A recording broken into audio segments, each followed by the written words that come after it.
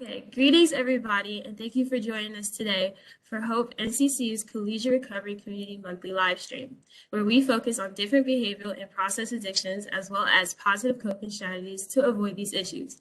Today we will talk to a member of the campus police and a well-known individual to the NCU students on mental health and substance abuse amongst college students. And without further ado, I'd like to first introduce our new dynamic graduate assistant and my co-host today, Ms. Julia Loud. How are you, Julia? I am doing very well today, and I hope you all are as well. Great, thank you. And our special guest, Mr. Damon Chief Williams, who works as NCCU Campus Chief of Police and Director of Public Safety. How are you, Mr. Williams? I'm doing well. Thank you for having me this morning or this afternoon. Great, thank you. And we will now start to get within our discussion. Can you please first tell us about yourself and what got you into this field?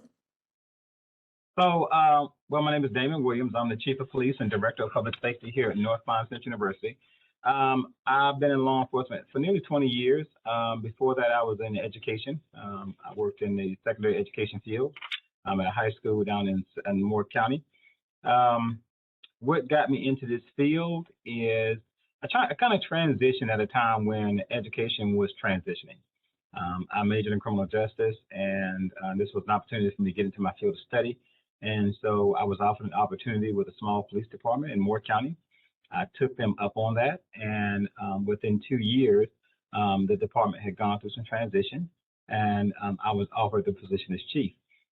I was very young at the time, but I started an opportunity and a challenge that was put before me. It was supposed to be temporary at first, but like I tell all young people, when you give an opportunity, give it everything you have, and temporary turned into long term, and here I am today.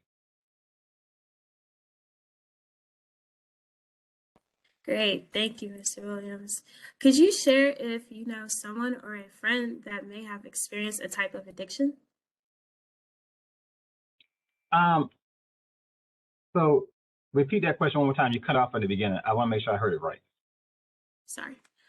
Have you experienced or know someone who has experienced any type of addiction? Okay, that's what I thought you said. So sure I have. I mean, who doesn't, right? Most people, at least a person in their immediate circle or bubble or family, has suffered from some type of addiction, whether it's drug, alcohol, and so on and so forth. So sure, even a member of my family has suffered with an addiction throughout their lifetime that they constantly had to battle. And that battle also translates onto the family's battle with them, right? As we try to work with them and help them overcome this addiction. So absolutely, I know someone who has suffered with addiction. Awesome. Thank you so much for that. So I'm going to proceed with the next question. What do you think is the most stressful part about college? It's definitely great. It's definitely the workload, right? It's an adjustment. It's understanding. It's understanding how to balance all the different aspects of college. I teach a freshman orientation class here on campus, and we talk about this all the time. You got to be able to multitask, right? You got used to scheduling. You got used to balancing, understanding that one professor really doesn't care what the other professor gave you or what the due dates are. So being able to understand that I have to balance all that and get all this work in to ensure that I get a decent grade, but also understanding that socialization is a part of the education process, right? So balance is a very difficult part for new college students. Most of them came from a point where the parents were helping them balance things.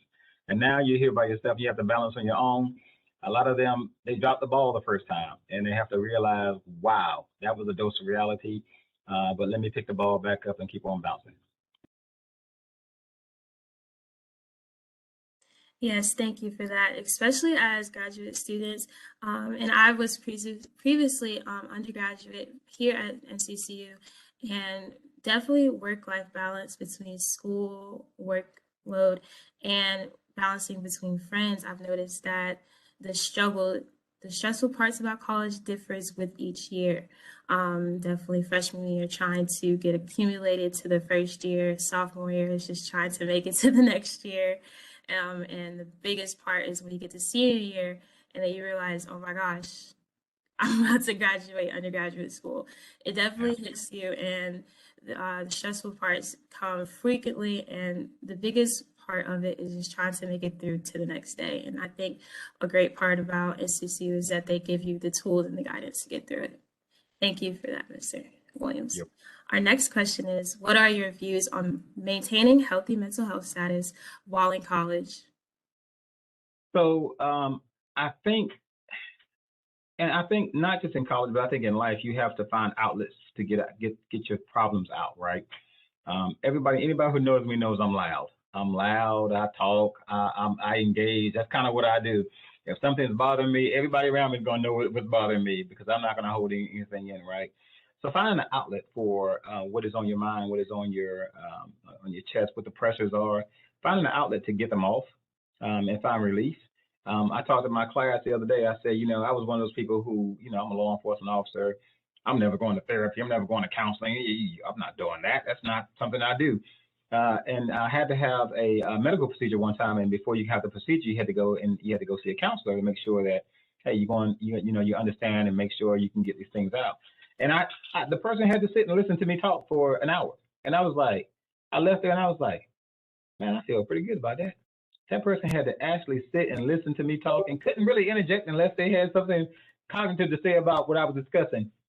And I felt so much better. So I wound up going back to talk to her about, just a multitude of things. And every time I go, I feel better when I leave because you have an outlet. So finding that outlet of some type. And you guys are very fortunate here at the university because you have a counseling center that's a part of what you pay for already. And so scheduling some time with those individuals to discuss problems, issues, scheduling time with your advisor to discuss your academic issues and academic successes are, I think, important outlets for the students to utilize.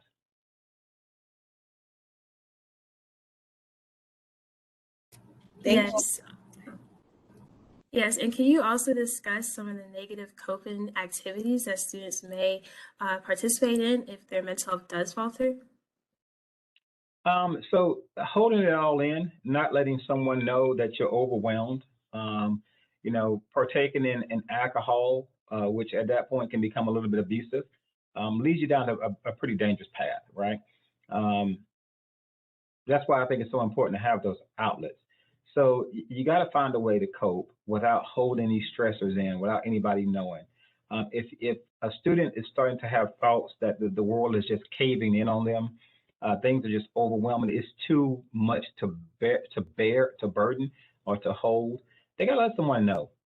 Holding that inside only builds. It does not get any better if you don't find someone who you can help be an outlet to you. But not only that, the outlet that you find may also help you relieve some of those pressures and have advice for you on how you can mitigate some of those circumstances. I've had life lessons that no one else has had. And when I talk to young people about some of the experiences I've had, you see me now in the uniform, but you don't know the journey I took to get here. You don't know the struggles that I've had. The fact that I thank God for food stamps because I couldn't eat without food stamps. So some of those same struggles, other people have experienced and may have advice on how you can overcome those same struggles, no matter what they are, even if they're dealing with your academics. There are people here where most of us have a master's and terminal degrees that we didn't get them very easily. I had to pay for everything that I have. I have techniques and methods that I can probably instruct a student on that will help mitigate some of the circumstances, ways that they can study. All of your professors have techniques that they can use that may help you mitigate that. So finding the appropriate outlet for what you're dealing with, even the stresses of family and finances, right? Finding ways to, and the right people to talk to, but not holding it in. That can be extremely dangerous for a student to just carry that load by themselves. The fortunate thing about coming to an HBCU is that we're all in this together. And the goal is to see you get out at the end of the day, right? And so I take pride in working here because I'm also a graduate of an HBCU. And that HBCU opened up doors for me that led me to where I am today. So I want to take that same opportunity and open up those doors for students who are here. But they have to reach out a little bit and let us know that these things are on our mind. We have at this school a great Dean of Students office that is open and engaging to our students. And I always tell students, if you don't know, call the dean's office. Someone in there is going to know. So just don't carry that. It can be overwhelming.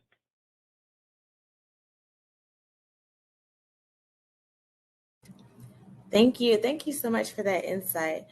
So I want to ask, how important is wellness physically, mentally, and spiritually and emotionally in college? It's extremely important. So, and wellness comes in multiple different forms, right? Now, it's not just physical wellness; it's also your mental wellness, right? That's why when I talk to my class, I tell them all the time. I say, listen, your academics are extremely important in college, but guess what else is important? Your socialization is important too, because I have friends from college that I'm lifelong friends with. But more importantly, that is a part of the education process to make you a good and well-rounded person. It's also another way that you get things off of your shoulders. That time that you spend in relaxing helps you deal with the day-to-day situations that you're going to experience in college. And your friends are your other peer support team. They're the ones that's going to help you through some of those things. Now, I'm hoping that young people are surrounding themselves with positive peers, right? Not someone who's going to take you down the wrong path. But I also tell students, remember this: if the people that you are surrounding yourself with don't share the same goals and same missions in life that you have, it's time to find a new set of people to surround yourself with. If if you have more to lose than everyone around you, that's probably not the group of friends you probably want to be with. And so I think those things are extremely important. Working out is a stress reliever, you know, and all you got to do to work out around here is just go from the cafeteria to Chili Hall. That's a good workout because I walked that trail a few times. But working out is extremely good stress reliever. So physical wellness, mental wellness is extremely important as you go through life, not just in college, but as you go through life, because those are ways that you can relieve stress. Thank you for sharing that insight so extremely well. As a student, I've experienced firsthand being surrounded by people who don't share the same insight or don't have the same goals as me. And today, 4 years later, those friends are no longer my friends. So that is a great insight and some amazing advice for students here on campus that should truly look in at their circle and their friend circle and see who actually has their best interests at heart. Okay, our next question. Can you discuss some of the consequences for students who are caught with drugs or paraphernalia? So I go back to the last statement again, right? Who has more to lose? So I was a first generation college student. Not finishing college, it was not an option for me. I was not here on everything that I obtained was a result of my academics, so I had to keep my academics up.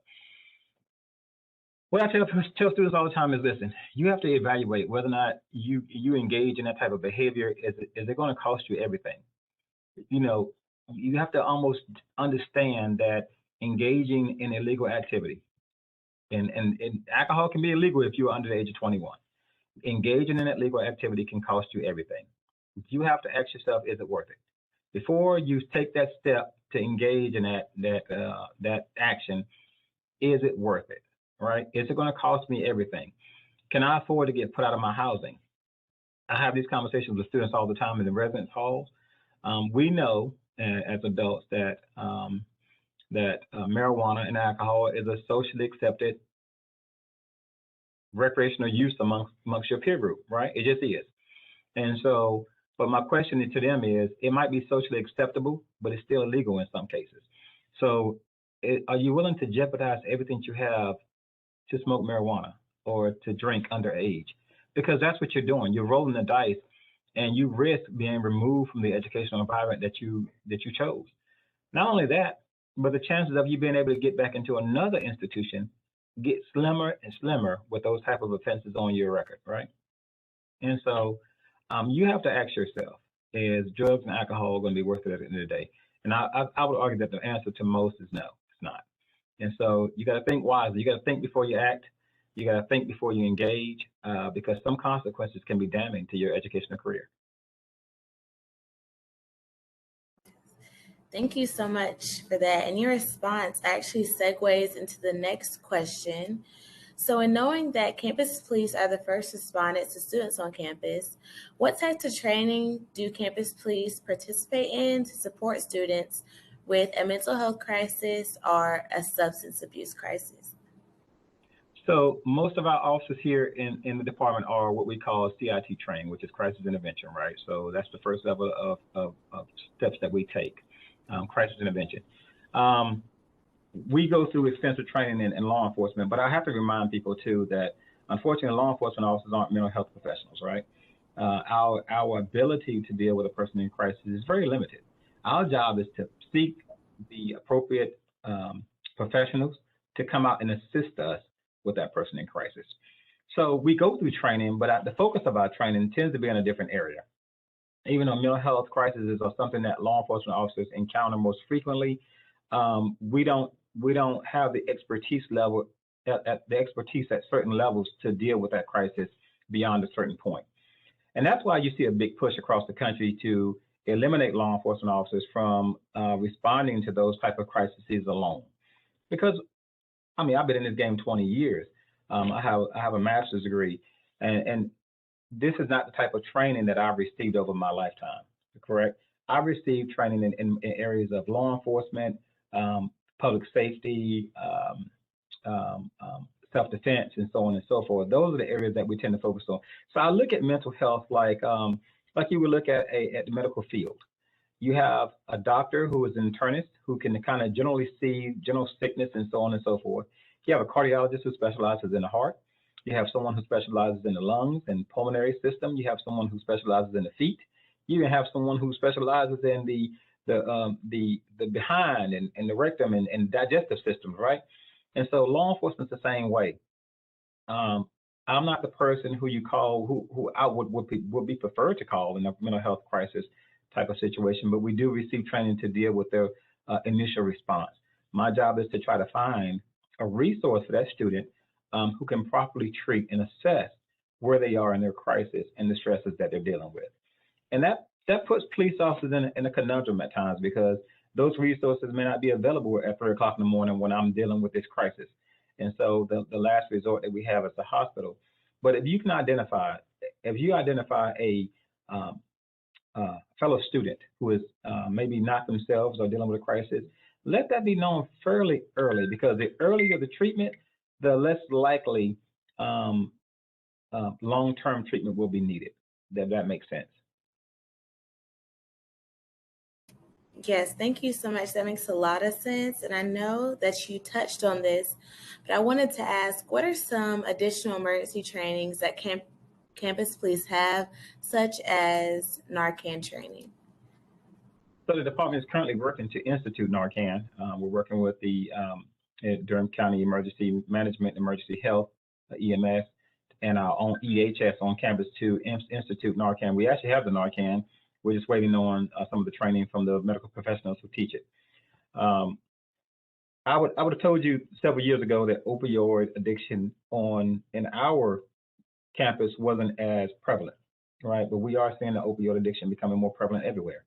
It doesn't have a color, race, and so on and so forth. But in most cases, opioids aren't socially accepted use amongst your peer group. So we weren't seeing it as heavily as some of my counterparts at the other universities in the system who do and have been dealing with the opioid addiction problem in a different way. So we offer other training on this campus in the area of law enforcement. But let me make sure I focus on your question again. Tell me your question one more time. Make sure I'm focusing in. Oh, yes, of course. So the question was, what are the emergency training that campus police have? And an example was Narcan training, which I know you just briefly touched on as well. Right.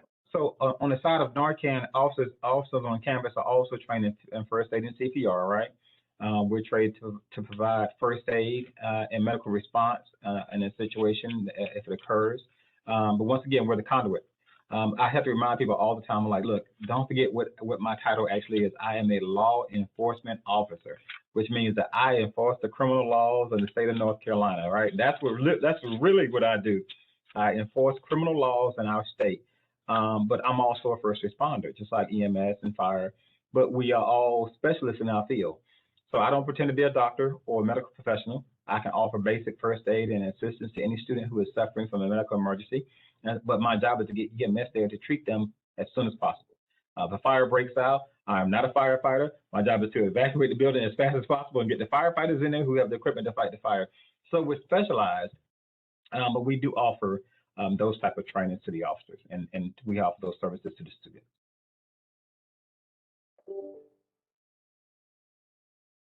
Thank you for sharing that. It's great to hear for our viewers and our students to know the great lengths and great work that our campus police does to protect us.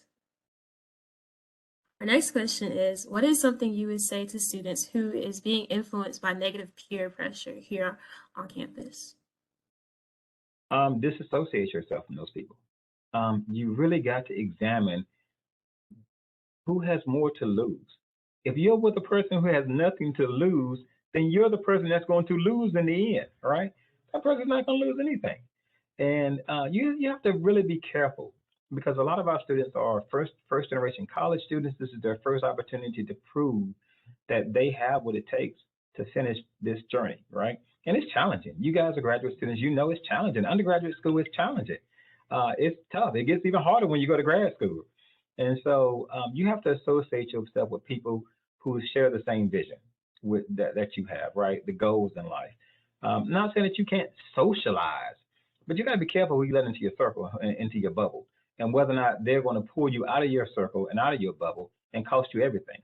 I can tell you right now that the doors that my college education opened up are enormous, I do not see myself being here without my college education. Now, I'll say this: college is not for everyone. Does not mean that education is not for everyone. When I was in high school education, I used to tell my students all the time, education is the key to success. It does not guarantee you success, but it is the key to the door. Now, education comes in many, many forms. It can be through trade skills and so on and so forth. But if you choose this path, the path that's going to get you a college degree, it is challenging. And you have to surround yourself with like-minded people who are going to support you in your task of achieving that goal.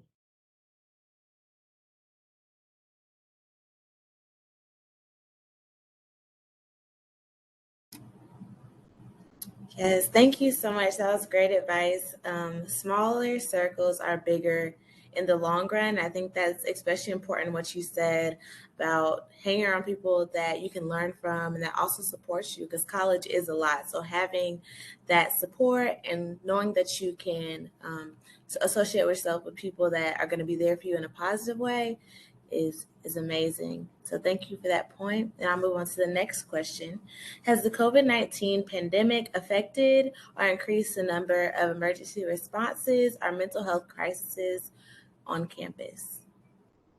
Emergency responses, no. Mental health crises have skyrocketed.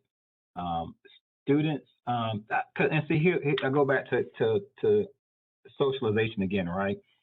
For almost 2 years, students were locked away from each other. At the pivotal times when they received that socialization at their junior, senior year, and so on and so forth, or post their secondary years, right? And so we all know that as you go from being a freshman in high school to a senior in high school, you leave behind some people. And you just say, you know what, we were cool at ninth grade year, we're not cool at senior year. And that didn't happen for some of these students. So yes, they did lose something in that translation, and it was tough. I mean, COVID caused mental health crises with adults. I mean, I see now what's going on with our young people, and so yes, it's definitely affected them. It is different. I don't quite know how to describe it because I'm not a mental health professional, but as a person who is typically the first responder to a person in crisis, they skyrocketed. I mean, they have skyrocketed, and so we have to adjust the way we deal with crisis, people in crises, also, and we're working through that now. But yeah, that is one of the effects of COVID-19 that I don't think anybody foresaw. Because of going into COVID-19, everybody kind of thought we'd be out of school for a week, 2 weeks. I don't know if you remember that, but we'd be out of school for 2 weeks. I think by the time they sent you all home, a realization was that, wow, this is not going to be 2 weeks. I remember when they sent my kids home from school, my son home from high school, it was more like, oh, we're going to take a week off and give time to do some deep cleaning and address this issue, and we should have our students back in a week. Well, a week turned into almost a year that they were at home. And I mean, can you imagine this? The students who missed graduation, there are several pivotal points in my life that I remember, right? Prom, graduation from high school is the biggest moment of your life. Some students didn't even get that. And they missed those last 2 years of socialization that helps mold you into what you're going to be when you get here. And so what I saw in some of our previous classes and some of our classes coming in behind COVID is what I would consider freshman and sophomore behavior in high school being exhibited in college, which is not something we were used to seeing. Also, students not being able to cope with the reality and the stresses of college because they didn't have those last 2 years of structure in high school. So yes, it affected the students. It affected the students here severely, but not just here, everywhere. I mean, I talked to my counterparts at the other universities across the country, and it's affected everyone. And I would say, you know, it's going to be some time before the collapse catches up with what happened. Yes, definitely. The piggyback, we are still seeing, well, especially for myself, still seeing the effects of COVID-19, even though we all think that the pandemic is slowing down, we're still going to see that mental health skyrocket, especially in students who were introduced into college right at the peak of COVID-19. And now that we're all transitioning back to what we thought was normal, that may not be that their old normal. It could be their new normal, and we could see that effect, especially in new students. Thank you, sir. And our next question is, with the ongoing civic concerns occurring today, has there been a noticeable response to civic unrest throughout our nation? Throughout the nation, yes. I think we're very fortunate, though. I'm gonna address that one in a minute. But on campus, I tell students all the time, relationships matter, right? And I don't know if you noticed, but we try very hard on our campus to build relationships with our students, right? I make it a priority to meet with my students. I give students my cell number so they can call them and mitigate, because my goal is, hey, before you do something, call me and let's talk about it first, right? So we do our best to try to mitigate, but relationships matter, right? It's hard for me as a police officer to hate you if I have a relationship with you. I'm more likely to take time and try to find a way to mitigate the circumstances and avoid arresting you or charging you with a criminal offense because we have a relationship. That's just what relationships do. Yeah, they not necessarily favoritism, but I'm gonna go an extra mile just to kind of make sure, see if there's something else I can do besides writing you this ticket, but down, you better get your act together kind of situation. And on your side, it's hard for you to look at me, even in uniform, and hate me if we have a relationship. And so that's why relationships matter. So on this campus, we have taken made it a mission of the department to build relationships with our students. And that has been working across our campus. Inherently, what I see is students want to see things done right. And students will hold us accountable when we do things wrong, but they want to see things done right on campus as well. And so because we have a relationship, a lot of information is shared back and forth. We share things that are going on in the surrounding area with our students. Our students share things that we need to be attentive to on this campus because they want a safe environment to live, work, and learn. And so that is the difference in having a campus community and I think just a general community, right? This is my fourth agency that I've been a police chief of. And in all of my agencies, what was key was building a relationship with the people in the community. And when we built those relationships, we did see a mitigation of things that happened in the community because information was shared. People discussed things before they went straight to anger. You have to make a deposit before you can make a withdrawal, is what I tell my officers all the time.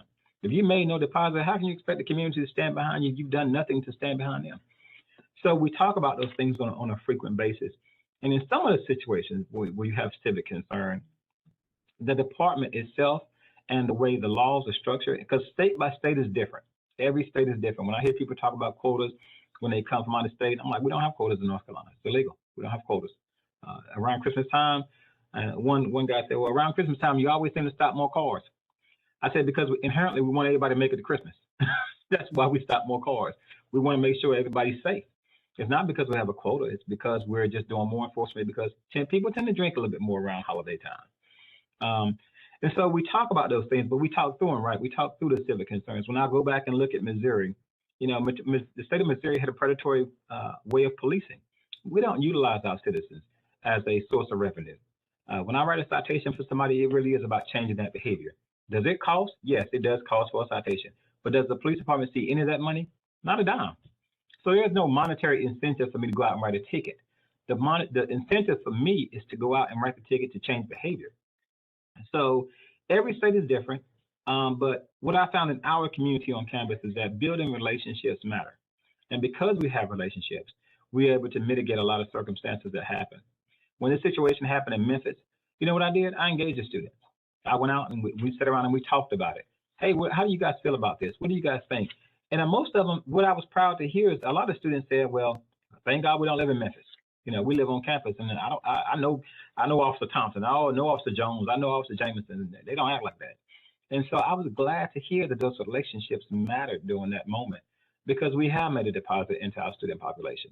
And even though that happened and we had conversations about it, we didn't have to make a withdrawal, which is great. So we continue to make deposits into our relationships with our students. So thank you so much for that. And I think it's a great point that you made about relationships because they really do matter, especially within the mental health space, just knowing somebody's in your corner and that's there to support you, and also building relationships, as you mentioned, allows you to see the person as a person without the title that's associated with them. So that's really amazing. And I'm going to move on to our next question. If a student came to you about mental health or an addiction problem, what advice and alternatives would you give to that student? So one of the first things I would tell them is, of course, I would try to find out a little bit about what's going on with the student. Because if they have a history, if they have a medical history, then obviously we want to make sure we get them in contact with the appropriate medical personnel who can assist them so they won't need long-term care. What I have seen is that some students are dealing with acute mental crises based on the fact that the world has just become overwhelming. And that happens to students. And I've actually had a student, we talk about relationships, right? I actually had a student who came to the police department seeking me out because they felt overwhelmed. And they came in, of course, students are my priority. So no matter what's going on in the office, bring them on back. That's what I always kind of say, bring them on back. So they come back and we're talking and they're telling me about the stresses that are going on. And I'm not a mental health professional. I'm truly not, but I can listen. I can listen, and I did listen. And then I assured them that if I knew someone who could help them with their problem and I trusted this person, would they listen and go have a conversation with this person?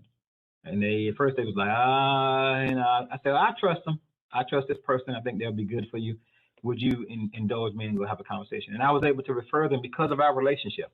I was able to refer them to someone who can get them better help, right? Because truth be honest, is I don't study mental health, right? I study law enforcement. I study new techniques in law enforcement. We are studying crises, but not as in-depthly as I have to be in study of my law enforcement duties. So I have to defer to the professionals who deal with this on a daily basis and who are trained to deal with this. I don't want to steer anybody down the wrong road. So because of the relationship, I was able to get that person help. And I tell people, never be afraid to seek out that help. And it's okay. It's okay if you want to go to somebody you trust, but that somebody you trust should also try to get you to someone who can really offer that help. And that's what we try to do. Great. Thank you, Mr. David Williams.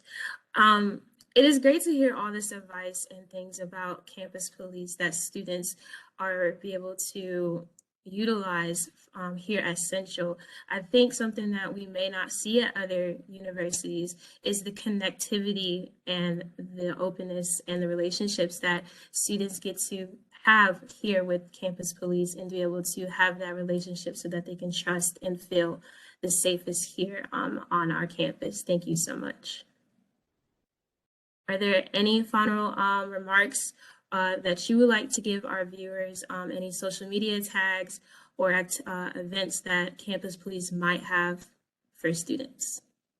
So there are some things. I do want to remind the students that we do have a program called RAD, which is our Rape Aggression Defense Program, which is a self-defense program that we offer to our female students here on campus. If you want some more information about that, if you reach out to Dashay Washington here in my office, she would be glad to get you all the information on our RAD program. It's free to students. It's a week-long program that we run once or twice a semester to make sure that you have the skills necessary. I also want to remind students, don't forget when you're walking around campus, don't walk around campus with both of your iPod, what do you call them, iBuds, what do you call them? I'm an Android dude, so y'all know better. But the Air things. Earpods, iPods. iPod, okay, the iPods in your ears. I see students walking around all the time with their iPods in their ears and they're looking down at their phones. I'm like, oh my God, are you serious right now? So make sure you be aware of your surroundings. Know what's going on campus. Know where you are. Know where all of our safety tools are on campus. Know how to get in contact with campus police. And those things are important. And if all those fails, listen, if we ever fail at the duty that we're supposed to be doing on this campus as a police department, notify me. Don't just hold it in and say, well, I didn't like how that officer talked to me. Tell someone who can change behavior, right? Because I cannot fix what I don't know is broken. And that's the one thing I tell students all the time is, well, I didn't like how this officer said this to me. Well, when did that happen? Oh, that was like 3 months ago. Tell me, let me know when these things happen so that we can conduct a review and change behaviors as those things are happening. But those are some of the things that I would say. And right now we're dealing with a new dynamic on campus that is really concerning me. And that's, I know you've seen them, the four-wheelers and dirt bikes up and down Lawson Street and around Fayetteville Street. I must caution our students not to get on the back of these individuals on these bikes. Some of these things are stolen. Some of these individuals are gang members. Some of these individuals are sex offenders. And it's not wise to get on the back of a bike with someone who is already riding illegally that you don't know. So these are areas of big concern for us. And I just want to caution our students. When it comes to the other area of mental health, don't be afraid to seek out help. Don't be afraid to reach out to the counseling center. Don't be afraid to reach out to the dean of students office or student conduct. Someone who can get you in front of someone who can get you the necessary help that you need. We all deal with stress, right? It's how we cope with it and how we mitigate it is what's important. So it's important that you know those outlets.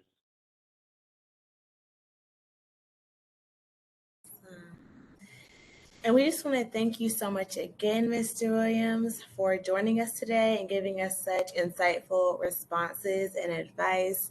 We thoroughly enjoyed it, and I know we'll definitely implement and use your advice going forward. So we want to thank you so much. And we want to thank you all for joining us out there. Please feel free to follow us on all our social media platforms. We're on Instagram at NCCU Collegiate Recovery and at NCCU_Counseling Center. You can also find us on Facebook at NCCU Counseling Center.